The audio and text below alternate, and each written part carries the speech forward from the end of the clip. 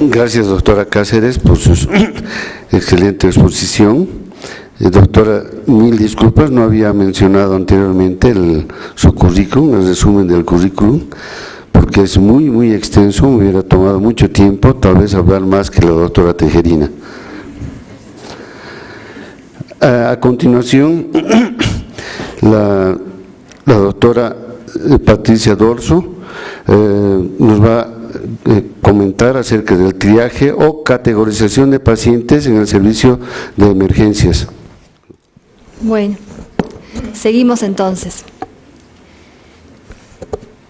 Esta es otra imagen del Hospital Pereira Rosell, que es una entrada lateral. Esta es la entrada de la emergencia, por donde entran las familias y los niños cuando vienen directamente la consulta directa. Bueno, ¿qué características tiene el hospital, la emergencia de donde yo provengo? Se asisten 50.000 niños menores de 15 años por año. Esos niños, como dijimos hoy, vienen por distintas vías, a veces vienen derivados de otros centros de menor complejidad, vienen de otros departamentos del interior. Año a año, cuando uno mejora su sistema de salud, hay menos derivaciones, porque cada lugar, cada departamento logra resolver los problemas de los niños en su lugar. Y eso es buenísimo para las familias y para los niños, porque qué mejor que quedarse en el lugar donde están sus otros hijos, ¿verdad? Y no trasladarse kilómetros. Así que bueno, eso también ha sido un avance en nuestro país. Bueno, el promedio de consultas que tenemos es 150, pero miren ahí, 150, pero tenemos días en verano de 80 y tenemos días, como en esta época, de 240. Y es obvio para todos los que alguna vez hicieron alguna guardia en urgencia que decir 150 por día no es lo mismo que decir 7 por hora. Ojalá pudiéramos hacer eso, ¿no? Vayan pasando 7, pero no es así. De repente en una misma hora vienen 30. Eso todos lo hemos vivido y muchas veces. También saber que, bueno, que hay distintas epidemias, la que uno más siente es la de los meses de invierno, y hay muchos otros factores que no quiero aburrir, pero algunos se los voy a decir, que aplican a todas las emergencias del mundo. ¿Y eso qué genera? Lo que hablábamos hoy en la organización, el problema más importante de las urgencias es la masificación, la sobresaturación, el aumento de la demanda, ese desequilibrio que hay entre lo que nosotros tenemos y el número de pacientes que recibimos. Y a su vez teniendo la conciencia de que esos pacientes necesitan diferentes cosas y que a todos les debemos dar lo que necesitan. Esa es nuestra responsabilidad. Entonces, si uno hace una mirada sobre los servicios de urgencia y emergencia en general, uno sabe que son la cara del hospital, ¿verdad? Esto nos ha servido mucho cuando tenemos que gestionar cosas y negociar, hacer negociaciones políticas o con gestores, tanto en el hospital como con políticos en nuestro país, de decirles que, bueno, que la emergencia es lo que las primeras personas ven del hospital. Es un sector con mucha vulnerabilidad. Si uno mira un hospital en su conjunto, uno podría decir, bueno, no creo que haya otro que tenga más vulnerabilidad. ¿Y por qué? Porque hay una superposición de problemas. Niños críticos, numerosidad, muchas tomas de decisiones, mucha posibilidad de cometer errores, que hace que esa área sea un área muy particular. Entonces, si uno puede convencer a los que toman las grandes decisiones de que esta área tiene esas características, quizás logremos su apoyo. Lo otro es que sabemos todos que ese desequilibrio impacta directamente en la calidad de atención. Todos los que estamos acá, lo que queremos es ofrecer la mejor calidad de atención a nuestros pacientes. Todos queremos a los niños, queremos que los niños tengan la mejor atención y sabemos que si ese desequilibrio está muy marcado, nos va mal, ofrecemos mala calidad. Después hay muchos aspectos que nosotros de verdad los sentimos todos y es un poco que hay una sobrevaloración de nuestra asistencia en relación a la atención primaria, que no siempre es así, pero bueno, las familias lo sienten así. La gente va al hospital en el horario que puede, cuando los padres trabajan, bueno, van a la misma hora y eso genera también demanda en determinados momentos, todo lo epidemiológico que hablamos, y hay un efecto que está muy estudiado en el mundo que se llama efecto llamada, que a mi criterio nos hace rehenes a veces de nuestros propios avances, y es que las personas pueden ser muy humildes, ¿sí? Este hospital asiste a los niños más humildes de mi país, si bien todos los niños son importantes y merecen lo mejor, pero cuando el hospital tiene todo para resolver todos los problemas de los niños, las familias se sienten atraídas por ese lugar, porque son humildes pero no son tontas, y van a donde se les resuelve el problema. Entonces, si la atención primaria no tiene determinados servicios y el hospital sí los tiene, van a venir al hospital.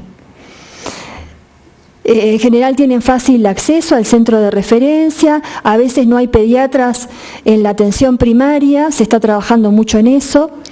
Hay una cultura de la inmediatez, que esto capaz que no aplica mucho para algunos lugares, pero yo que trabajo en un sector privado con niños que tienen ciertas características, las personas quieren resolver los problemas ya, no tienen tiempo, quieren que los asistamos rápido, no nos dan la oportunidad hasta ni de pensar a veces. Y lo otro es que cuando uno habla de calidad desde el lugar de las familias, para las familias la calidad pasa fundamentalmente por la percepción del tiempo. Y lo otro que hay que trabajar es esto, lo que afecta a la oferta depende de las personas con las cuales tenemos que negociar. Tenemos que negociar con la gente que toma las grandes decisiones si queremos llegar a donde queremos llegar. Esta es una sala de espera de nuestro hospital. Y yo les pregunto, ¿a quién asistimos primero? Sala de invierno. Esta foto la tomé la semana pasada. ¿A quién asisto primero? ¿A quién? ¿Al que vino primero? ¿Al que está más grave? ¿Al más urgente? ¿Al más complejo? ¿A cuál? ¿Todo esto es lo mismo? No. Confusión. ¿Cómo identifico al niño más grave? ¿Cómo identifico al niño que está mal? El que urge que lo vea rápido, si los tengo todos juntos en el mismo lugar. Miren esta sala de espera, todo lo que tengo. Este niño se cayó de la patineta, tiene el labio hinchado y tiene restos de sangre en la nariz. Viene con 2 dientes en la mano.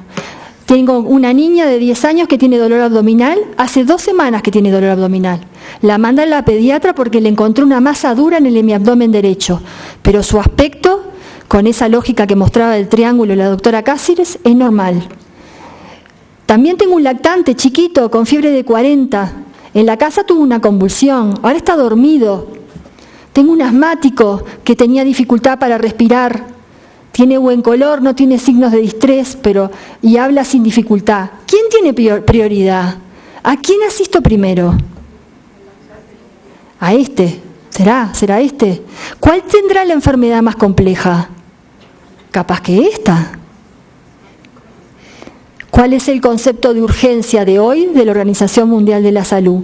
Miren qué interesante. Aparición fortuita de un problema de salud de causa diversa, gravedad variable, que genera la conciencia de una necesidad inminente de parte de atención por parte del sujeto que lo sufre o de su familia. Se introduce un concepto nuevo que tiene que ver con las expectativas de las personas.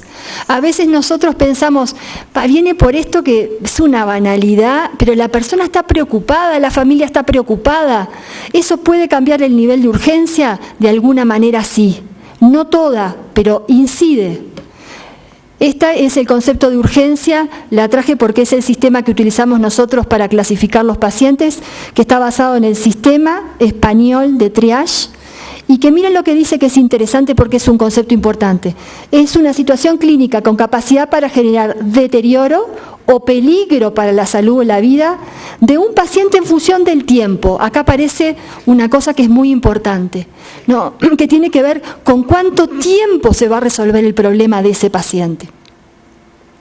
Y entonces, 2 preguntas me hago, o les hago a ustedes. ¿Con cuánta rapidez necesita el paciente ser visto por el médico? ¿Cuán enfermo está el paciente? ¿Es lo mismo? No es lo mismo. Y entonces acá hay una confusión a veces de conceptos y de criterios que voy a intentar contribuir a ver si los podemos descifrar.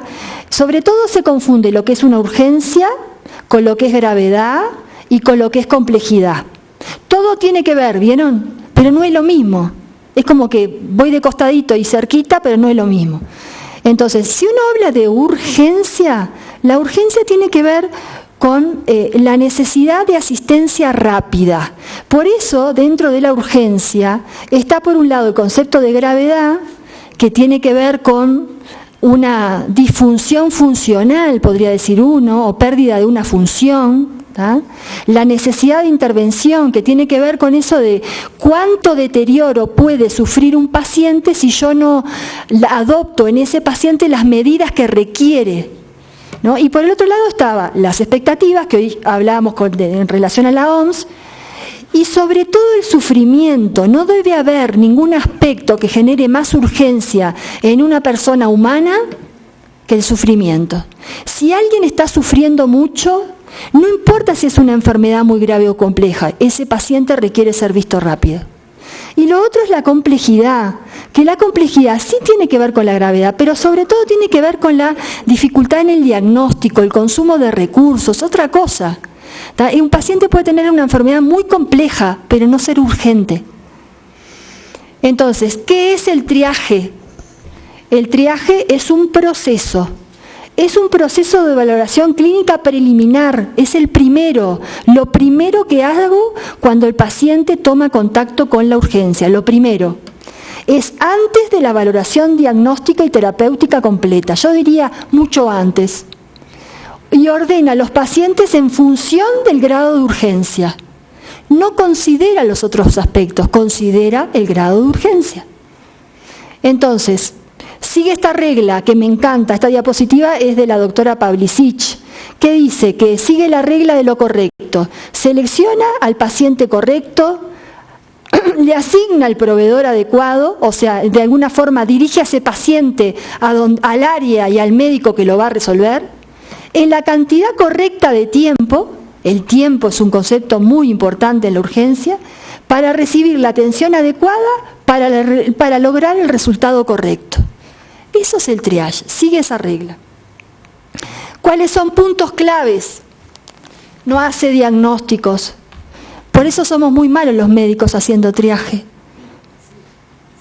Yo les quiero contar una cosa que me pasó a mí cuando fui a aprender a hacer esto en Paraguay. Estaba ahí con las enfermeras que hacen el triaje y vino un niñito que tendría 3 años y que tenía unas lesiones en la mano. Entonces cuando llegó, era el primer niño que me tocaba clasificar a mí, entonces le pregunté a la mamá por qué venía y me dijo que era porque tenía lesiones de piel y el niño me mostró la mano. Entonces yo le dije a la enfermera, es un prurigo alérgico, y ella que me dijo, no doctora, esto es un triage, nivel 4, no tiene fiebre, ¿no entienden la diferencia? O sea, lo hice muy mal. Bueno. Valora la situación fisiopatológica. Es breve, cuidado. Este proceso no puede prolongar la asistencia, no puede prolongar el final, el completo de la atención en la urgencia. Tiene que ser cortito, no puede durar nunca más de 5 minutos. Si tengo un buen sistema de triaje, tengo control de esa gestión y tengo que saber cuánto demoro en clasificar. Si las personas toman más de 5 minutos para clasificar, algo está mal. Tiene que ser dinámico, es bien dirigido, se hacen poquitas preguntas, para eso uno se entrena y está estandarizado, es sistemático, uno sabe exactamente qué tiene que hacer. Se basa en síntomas, signos y factores de riesgo. Que yo les puse acá esto porque me gusta, porque los factores de riesgo son los modificadores del nivel de triaje. Por ejemplo, no es lo mismo un niño que venga con fiebre, que tenga 5 años, si el triángulo está estable, sus signos vitales están bien, va a ser un 4, pero si tengo un recién nacido que tiene fiebre, solo por recién nacido ya, el recién nacido nunca es 4 ni 5, y si tiene fiebre es 2, solo porque sea un recién nacido. No es lo mismo tener fiebre de 38 que de 40, ese es otro modificador del nivel. ¿Cómo hacemos el triaje? Así, Con todo esto, la impresión general se sustituyó por el triángulo de evaluación pediátrica. O sea, eso que uno lo tenía con la experiencia de ver muchos niños, lo que hizo fue sistematizarse, como lo explicó la doctora Cáceres. Hago una anamnesis, exploración dirigida, tomo los signos vitales, y esto es muy importante. ¿Por qué será tan importante? Porque el sufrimiento forma parte de establecer cuál es el nivel de urgencia. A veces los residentes dicen, hay un niño pero solo tiene una otitis externa, pero ¿qué nivel, qué escala de dolor tiene? 8, hay que asistirlo rápido. Lo calmás y después lo veremos, pero hay que asistirlo rápido porque hay que calmarlo. Lo que tiene es una enfermedad absolutamente de resolución rápida, pero lo que me está diciendo el triaje es que necesita una intervención rápida, que es calmarle el dolor. Solo porque me gustan estos temas, quería traer que la seguridad en el ámbito de la salud, cuando uno habla de seguridad clínica, la prevención de lesiones al paciente o de eventos adversos, se ven como consecuencia resultado de procesos asistenciales. Son siempre procesos. ¿Y qué es el triage? Es un proceso. Entonces, de alguna forma nosotros tenemos que trabajar también en la seguridad del paciente, mejorando esos procesos a través del triaje. Una historia cortita, el primer médico que habló de triaje, o no hablaba, porque en realidad lo estaba haciendo y no sabía que estaba clasificando, fue el médico Jean Larrey, varón del ejército de Napoleón, miren en qué año, 1832, y a partir de él han surgido muchas escalas, ¿no? Hay algunas que son muy conocidas, como el Manchester, la canadiense, en Estados Unidos se sigue utilizando esta. Y nosotros utilizamos una que es una mezcla del sistema español de triage y el andorrano de triage, que es el MATSET se llama, que tiene una primera versión pediátrica en el 2006 y que tiene una actualización en el 2016. Entonces, contarles nosotros cómo lo hacíamos para que no se sientan ni por un minuto ni por un segundo mal, porque todos a veces estamos en distintos momentos del camino, pero todos transitamos los mismos caminos. Y nosotros sí hacíamos triaje desde el año 92. Yo era interna y el profesor Bello hablaba de triaje y nos ponía a los internos a clasificar sin saber mucho qué era lo que hacíamos. Después se hacía un triaje resolutivo. El médico de guardia más entrenada pasaba a un lugar y veía rápido, pero no había una sistemática, no estaba integrado un proceso. Entonces nosotros quisimos mejorar, sabíamos que ese punto era fundamental. Y entonces, ¿qué hicimos? Viajamos. ¿A dónde? A donde sabíamos que lo hacían bien. Hablamos con la doctora Pavlicic y nos fuimos a la Costa Ñu. Mírenme ahí, esta es la enfermería que está en sus salitas de triaje, haciendo triaje. Esta es la doctora Pavlicic, yo, horrible, no me salía nada. ¿Y qué aprendimos? Todo esto aprendimos visitando esos 5 días ahí clasificando niños. ¿Cuándo se inicia el triaje? Cuando el paciente llega al departamento de emergencia. ¿Cuándo finaliza? Cuando lo ve el médico. ¿Qué significa eso? Que mientras que el paciente está esperando que lo vea el médico, sigue estando en fase de triaje. ¿Quién se ocupa de ese paciente?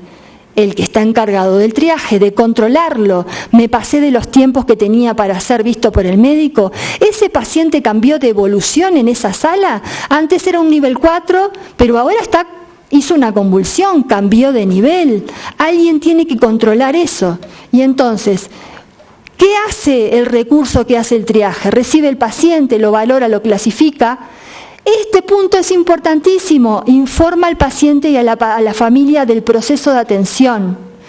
El triaje dirige los pacientes, determina hacia dónde van, lo remite al área de tratamiento y si es necesario lo tengo que reevaluar.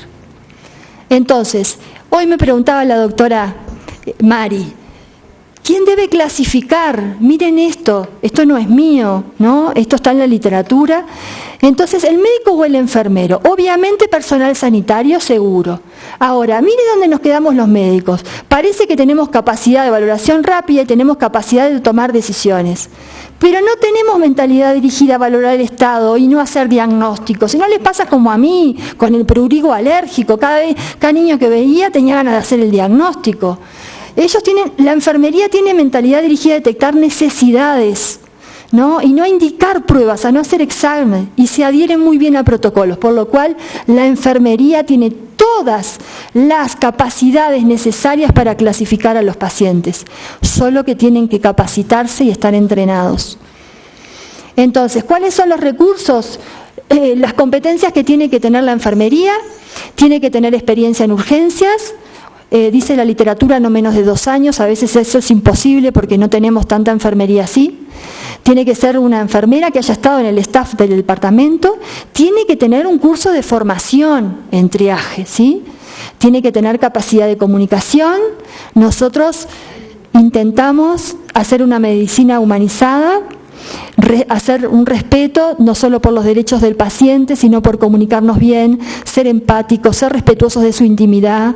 Eso no es una parte menor de la medicina, y la enfermera tiene que tener ese tacto, esa paciencia, comprensión, discreción que hace a la buena medicina. ¿Qué necesita esa enfermera que va a estar en el área de triaje?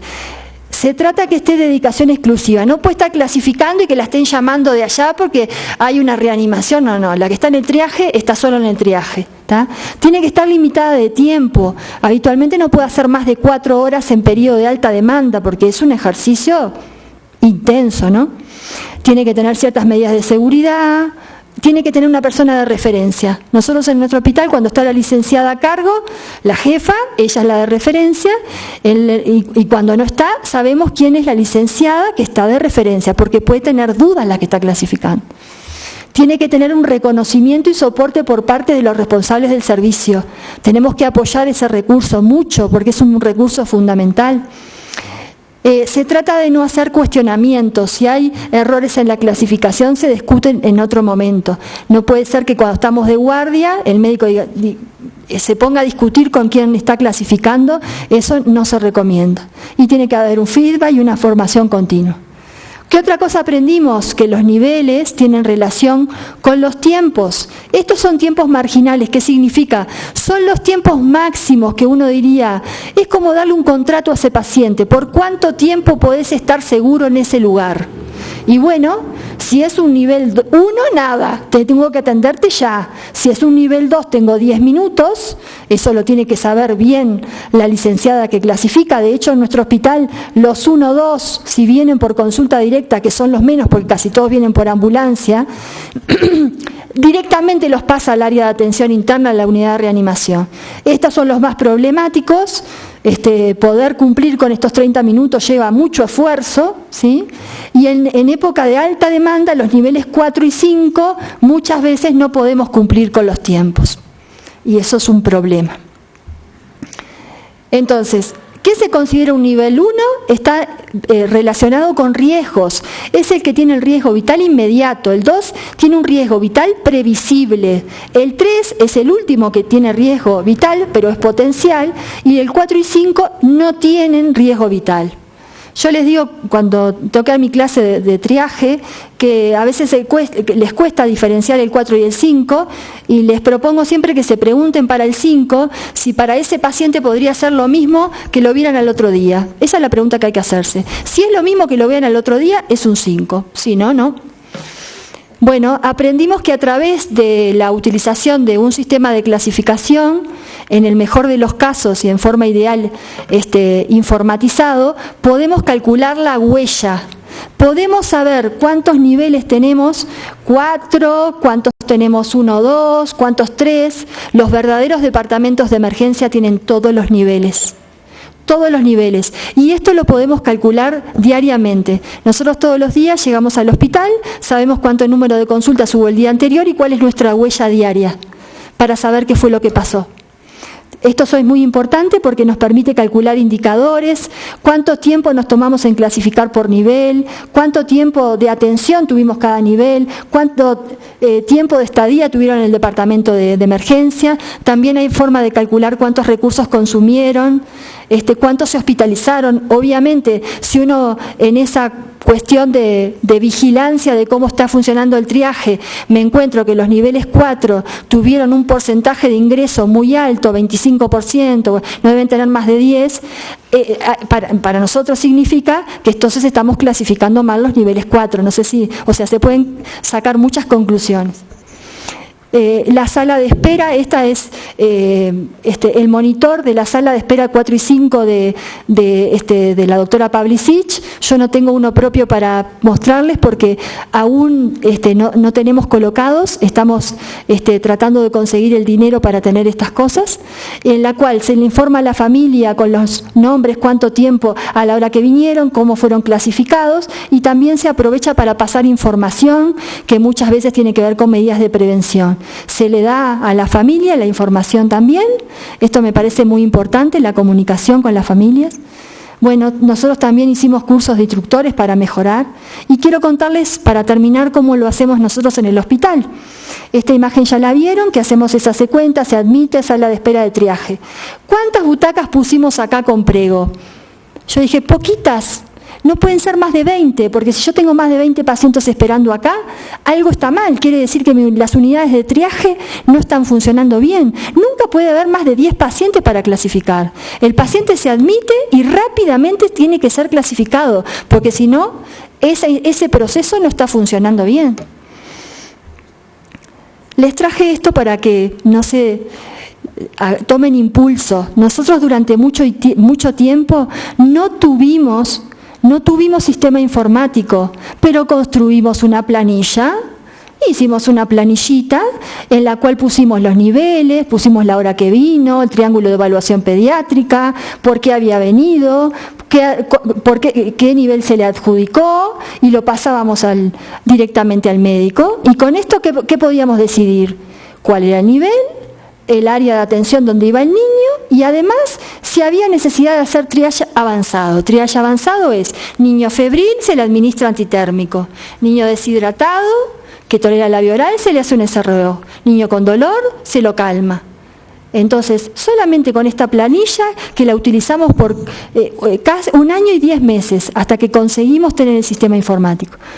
Entonces, en base a la utilización del triángulo, nosotros tenemos una clasificación que si uno utiliza solamente el triángulo para clasificar, que es una opción, algunos países del mundo que no tienen un sistema un poquito más complejo o elevado, hacen solamente el triángulo y saben que si los 3 lados están normales, el triángulo es estable, todos estos se habla de inestabilidad, ese paciente por el triángulo es 4 y 5.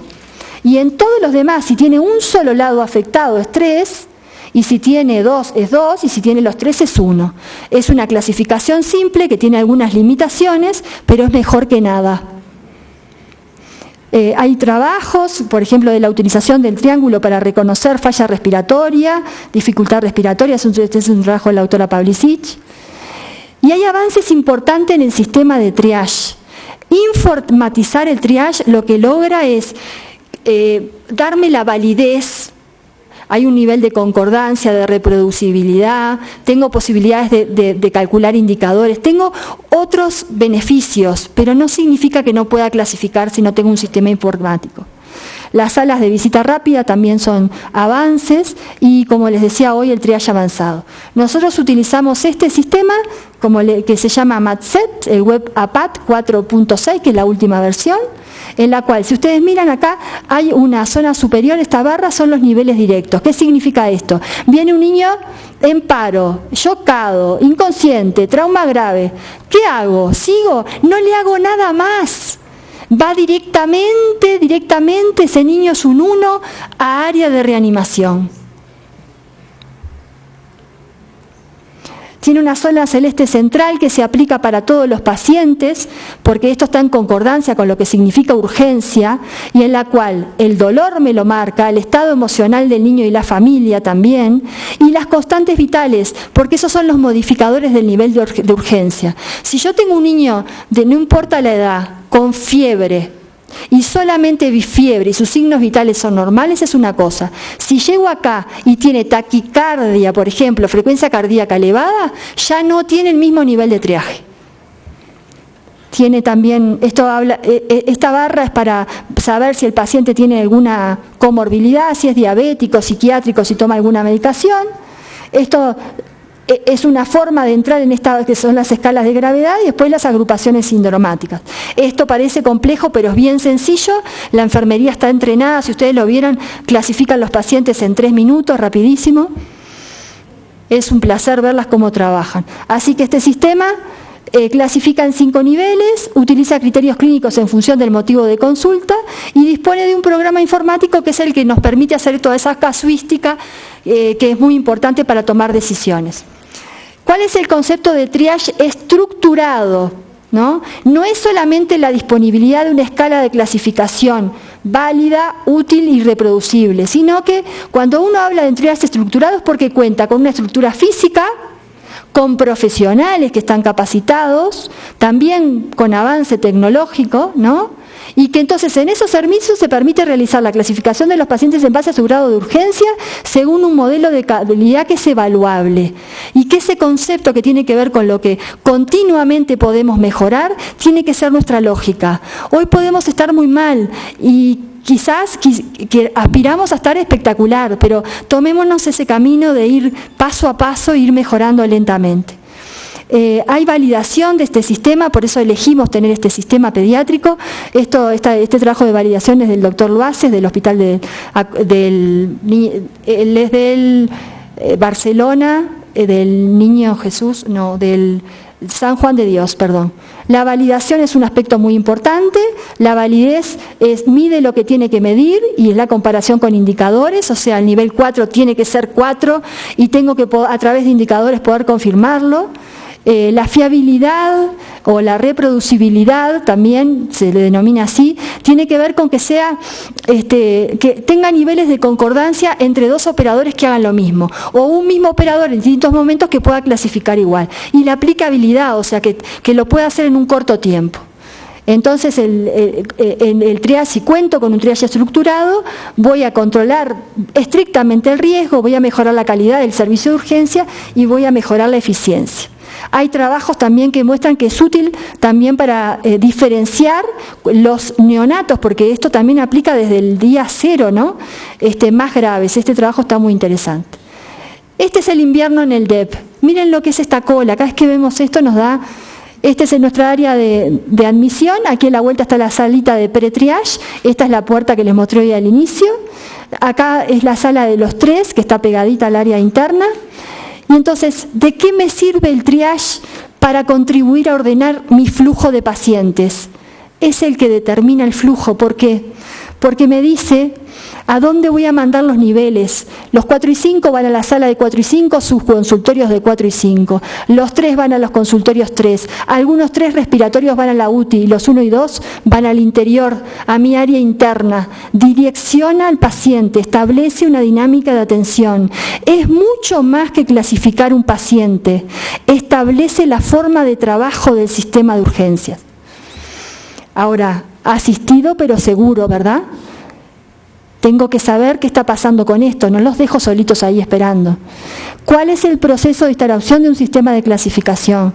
Tengo que llevar por todas estas etapas, ¿no? El querer tenerlo, la fase de estudio, una comisión de triage, discutirlo con muchos para tener la fase de aprobación, tener el proyecto, hasta que logre la implementación. ¿Qué se requiere para su implementación? Contar con un sistema de clasificación sistematizado, no necesariamente informatizado. Necesito un programa de formación de recursos, esto es fundamental. Un área específica con recursos básicos. Tengo que tener un área diseñada, tiene que tener ciertas características esa área. Tiene que contar con ciertos materiales, tiene que tener visión de la sala de espera de pre-triage. Este es el punto para mí más importante. Tengo que creer en ese proceso. Creer todos, los médicos, la enfermería, ¿tá? Contar con un sistema estable, con respaldo en caso de que esté informatizado, tener una comisión de triage. Yo integro la comisión de triage de mi hospital y la integro con la dirección del hospital, porque es importante que la dirección de la hospitalaria sepa cómo está funcionando. Y tener un programa de evaluación de calidad. No voy a leer todo esto, pero quiero decirles que es mucho más que dar una prioridad. Controlo todos los pacientes que están en asistencia, los internos, los que están en sala de espera. Tengo control de los tiempos de actuación. Puedo definir muchas cosas, ¿no? Identifico rápidamente situaciones de violencia. En suma, y ya estoy terminando, ¿cuál es su actividad, su utilidad? Tengo distintos objetivos, algunos son clínicos. Este es el más importante. Identifico rápidamente cuál es el niño que está en riesgo vital. ¿Tá? Tengo el control de todos los pacientes que esperan, no importa dónde estén esperando. Doy información a los padres. En cuanto a lo organizativo de gestión, hay una cosa que tiene que ver con aseguro la priorización en base a la urgencia, ¿no? Ordeno flujos, ¿ah? Puedo calcular indicadores. Entonces, para mí este es un potente motor de cambio.